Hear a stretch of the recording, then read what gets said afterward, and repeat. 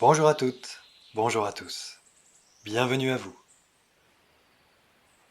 Tant que vous n'aurez pas rendu l'inconscient conscient, il dirigera votre vie et vous appellerez cela le destin.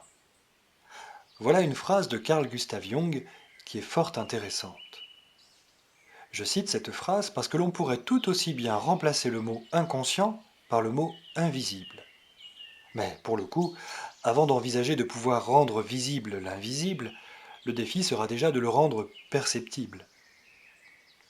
C'est un véritable défi parce que pour des raisons que je vais évoquer, nous ne sommes pas vraiment aidés ni entraînés à y parvenir. Alors, certains se demandent comment peut-on faire pour se connecter à l'invisible, en nous et autour de nous. La réponse est que nous y sommes déjà connectés, en permanence, mais que nous ne savons plus vraiment comment l'appréhender. D'autant que des peurs profondes, des préjugés de tous ordres, des repères et des attentes différents de la réalité sont venus compliquer la chose et ont fini par voiler ce qui jadis nous était naturellement accessible. Si nous sommes connectés en permanence à cet invisible et qu'il fait partie de nous et de notre fonctionnement intime, nous pouvons en toute bonne foi reconnaître que nous n'en sommes pas vraiment conscients. Et justement, tout le travail d'un être humain digne de ce nom sera de remettre de la conscience là où il n'y en avait plus. On peut dire que c'est une démarche qui tient de la rééducation, parce qu'il est question non seulement de se dépouiller de tout un ensemble de schémas inadaptés, devenus pourtant habituels, admis socialement et dont on aura bien souvent hérité, mais aussi de se réapproprier une manière d'être authentique et juste, et de l'assumer pleinement malgré les courants contraires duels, absurdes, corrupteurs et finalement déshumanisants de l'ancien monde. Des approches comme la psychologie ou la psychanalyse peuvent certainement aider à mettre en lumière des zones d'ombre inconscientes qui déterminent souvent, bien malgré nous, certains comportements, certains systèmes de pensée, certaines situations répétitives, certains blocages. Autant d'éléments obscurs qu'il sera donc nécessaire de regarder en face, de comprendre et de pacifier si l'on souhaite se réconcilier avec soi-même et pouvoir mieux vivre en étant toujours plus en accord avec ce à quoi on aspire profondément et qui nous correspond réellement. Cela dit, ce travail ne pourra être qu'incomplet si l'on s'en tient à n'appréhender les choses que d'un point de vue mental et émotionnel, voire biologique et même chimique. Parce que nous ne sommes pas faits que de ça, et que percevoir l'être humain selon ses seuls critères, c'est le priver finalement de la connaissance et de la compréhension de toute une dimension essentielle de sa réalité. Le qui suis-je est bien plus vaste que l'expérience que nous faisons au cours d'une seule vie, aussi riche et même aussi spirituelle puisse-t-elle être. On pourrait dire que la vie d'un être incarné sur la Terre est l'infime partie visible de tout un iceberg. L'expérience que je traverse au cours d'une vie peut me permettre de mieux percevoir qui je suis réellement, tel un révélateur. Mais si je participe bel et bien à cette expérience, elle ne me détermine pas pour autant, sauf si je crois que tel est le cas. Et alors, cela implique que j'accorde un certain pouvoir déterminant aux êtres, aux éléments et aux événements qui constituent le théâtre extérieur, visible. Et ce faisant, je fais le choix non seulement d'en être dépendant, mais surtout d'y être assujetti. En réalité, je suis qui je suis, et cela bien avant toute manifestation, bien avant toute expérience que je peux être amené à faire ici ou là dans toute la création. Et pour reparler de la souffrance, qu'est-ce qui va bien pouvoir engendrer une expérience de vie difficile, si ce n'est la perception partielle, faussée et finalement méprisable que j'ai de moi-même, et de la réalité avec? Si je vis la souffrance, que je la crée depuis mon théâtre intérieur, c'est parce que je me suis perdu de vue en grande partie. C'est parce qu'il m'est devenu impossible d'aimer pleinement uniquement la perception limitée que j'ai de moi-même, et donc de la réalité. Plus je me connaîtrai entièrement, réellement, véritablement, plus l'expérience que je ferai sera le reflet complet, juste et harmonieux de mon théâtre intérieur, devenu alors pleinement conscient.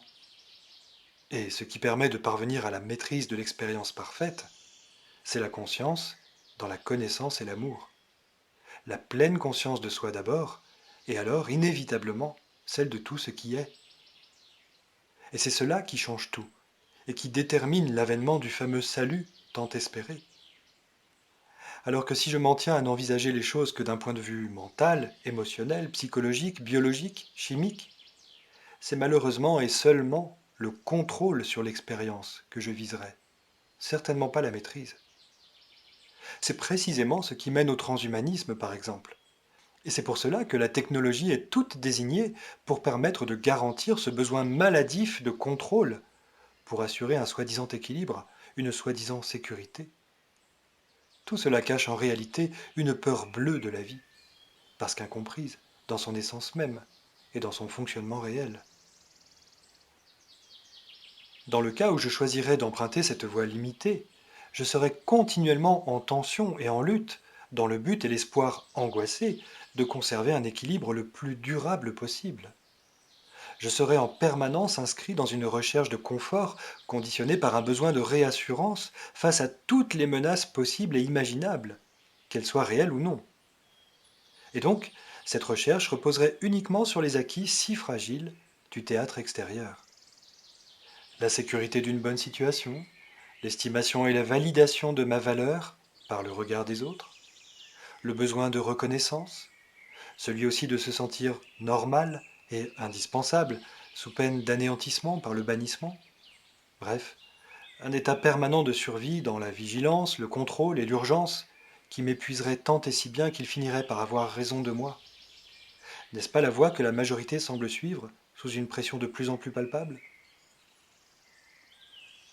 On comprendra bien qu'avant de pouvoir vivre pleinement l'épanouissement dans le théâtre extérieur, c'est avant tout un épanouissement intérieur, absolu, qu'il sera nécessaire d'édifier. C'est là qu'il conviendra de rétablir l'ordre des choses, en neutralisant d'emblée tout ce qui pourrait me porter préjudice, parce que je suis originellement épanoui. Mais en m'incarnant, je me retrouve conditionné à devoir prendre majoritairement en compte la part visible au détriment du tout. Et c'est comme cela que le monde en vient à marcher sur la tête, jusqu'à courir à sa perte. Le jour où l'expérience humaine sera le reflet de qui je suis réellement et non de qui je crois être, misérablement, nous aurons fait un pas décisif sur la Terre. Partir à la redécouverte de l'invisible en soi, c'est d'abord s'accorder une certaine disposition d'esprit, à l'écart de toutes les sollicitations et de toutes les croyances extérieures qui agissent comme des voiles superposés. Suffisamment à l'écart parce qu'il est nécessaire de porter une attention, une écoute toute particulière, affinée, sur ce qui s'exprime discrètement tout au fond de soi, et qui, sans être nécessairement réprimé, se font la plupart du temps dans l'agitation bruyante du quotidien. Nécessaire également d'éprouver tout en soi ce qui est fondé et ce qui ne l'est pas.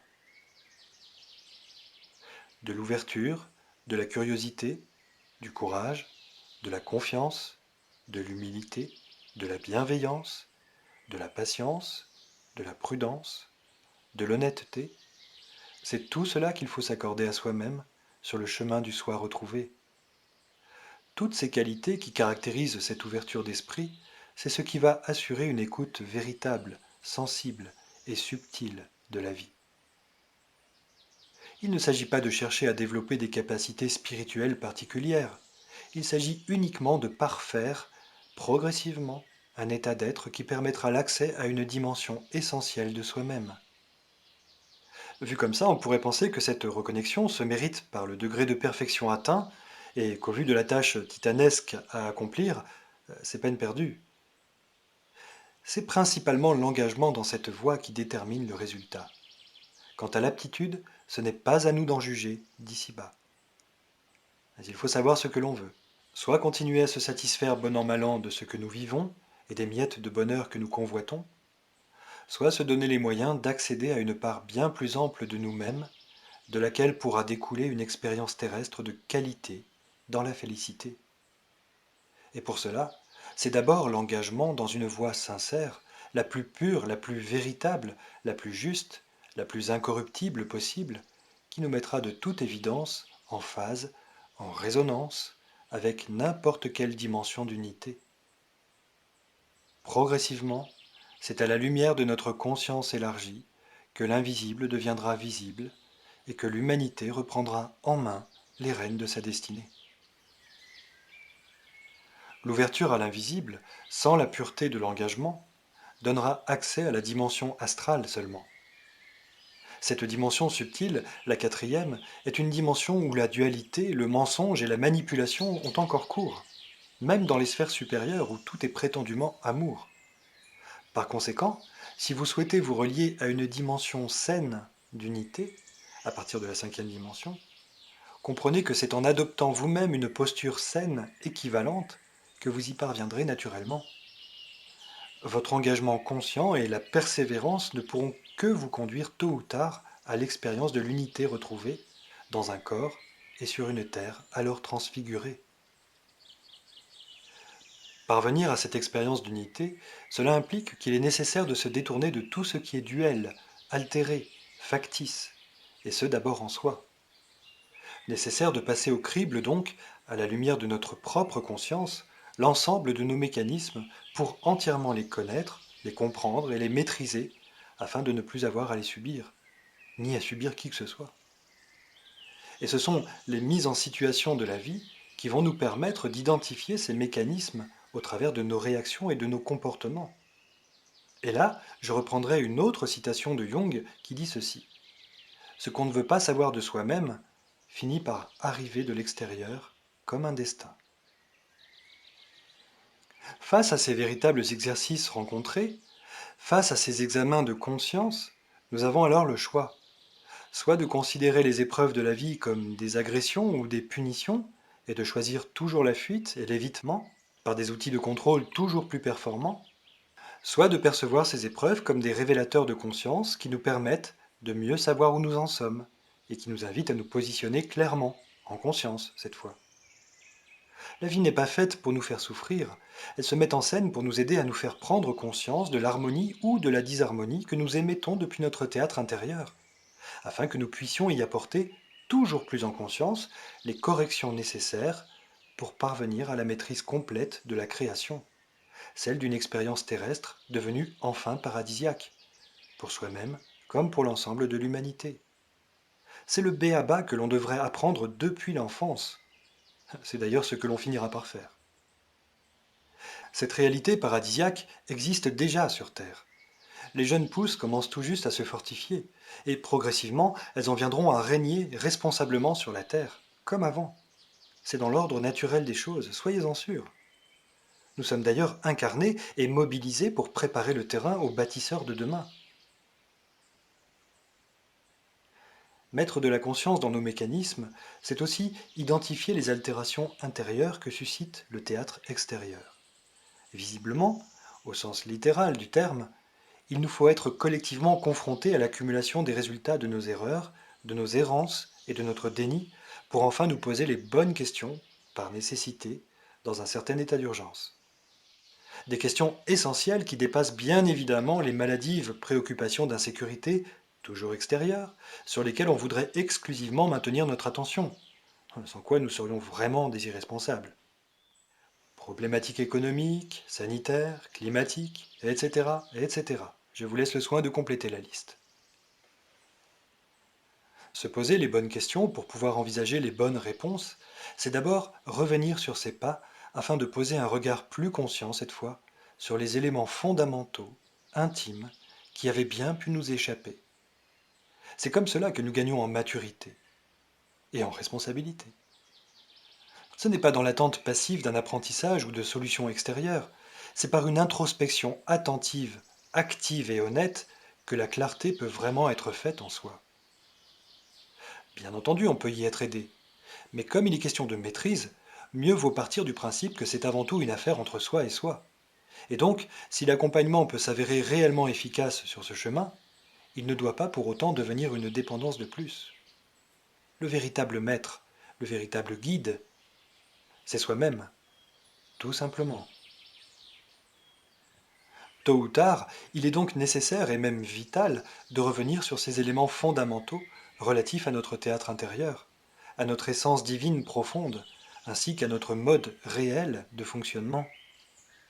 Et cela malgré le fait que nous soyons quotidiennement entraînés à fonctionner principalement selon les mécanismes primaires d'un cerveau reptilien associé à ceux d'un cerveau émotionnel, tous deux étant sollicités à outrance et en permanence par la mise en scène de contextes extérieurs impressionnant, rendu toujours plus hostile, toujours plus passionné et toujours plus émouvant, dans le but premier de captiver toute l'attention, et cela d'autant plus que les consciences évoluent et tendent à se réveiller massivement.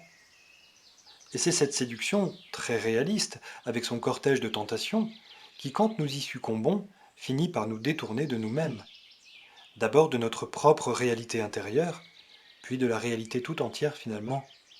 Et c'est cela qui provoque d'innombrables crises existentielles, quand nous n'en pouvons vraiment plus de nous renier, à force de nous contenter du mensonge et de devoir correspondre à la folie d'une fausse réalité contre nature, devenue toute puissante et impitoyable, du moins sur son terrain.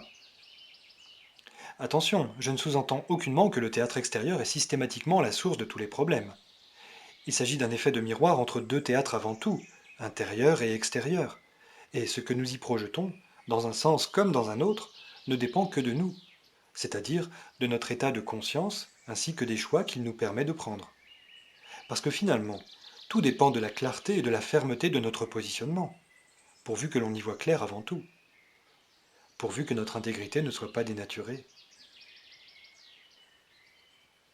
Ne perdons plus davantage notre temps à chercher des coupables ou à attendre des sauveurs en nous lamentant. De notre théâtre intérieur, revendiquons le droit absolu au respect et à la considération. Revendiquons la légitimité de l'expérience que nous entendons mener responsablement, avec cohérence. Refusons de nous laisser dévoyer par quelque moyen que ce soit, et surtout, concentrons-nous exclusivement sur ce qui inspire et représente l'unité vers laquelle nous nous dirigeons, dans la beauté, la douceur, la bienveillance, la complétude, la qualité du partage, la patience, la curiosité enjouée, la dignité, la noblesse, la profondeur, l'humour, le respect, l'harmonie, la justesse. C'est tout cela qui représente l'invisible, et finalement l'amour et le divin en nous. Et c'est cela que nous avons résolument à incarner, pour rendre alors définitivement, par nous-mêmes, l'invisible visible, pour que tout redevienne complet et retrouve un état d'unité incorruptible. Il ne tient qu'à nous de sublimer ce monde, et ce n'est qu'en nous-mêmes que cela peut être rendu possible.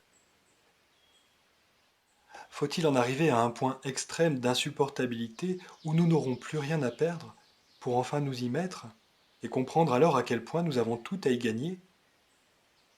Et ce tout, c'est la délivrance, et c'est l'unité du paradis terrestre retrouvé, pas autre chose.